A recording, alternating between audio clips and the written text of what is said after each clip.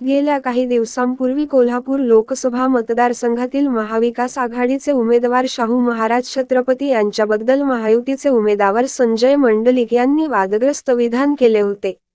या विधानानंतर राजकीय वर्तुळात संजय मंडलिक यांच्यावर टीकेची झोड उठली होती.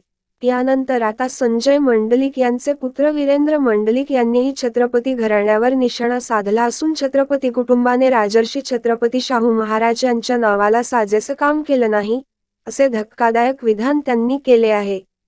छत्रपती कुटुंबाने राजर्षी छत्रपती शाहू महाराजांच्या नावाला साजेस काम केलं नाही. ते काम जनक घराणे म्हणून विक्रमसेन घाटगे आणि समरजित घाटगे यांनी केले आहे, असे वीरेंद्र मंडलिक म्हणाले. कागलमधील भाजपा पदाधिकारी मेळाव्यात वीरेंद्र मंडलिक बोलत होते.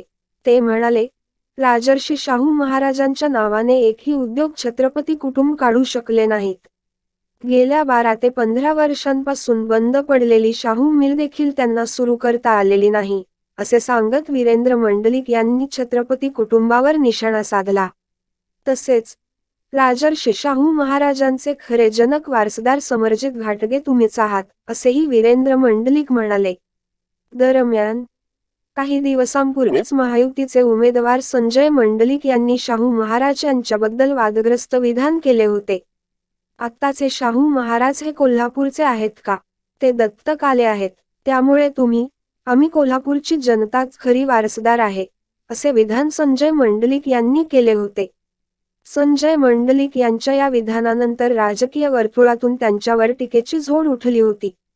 तसेच इतिहास संशोधकांनी सुद्धा संजय मंडलिक यांना केलेले विधान चुकीचे असल्याचे म्हटले होते.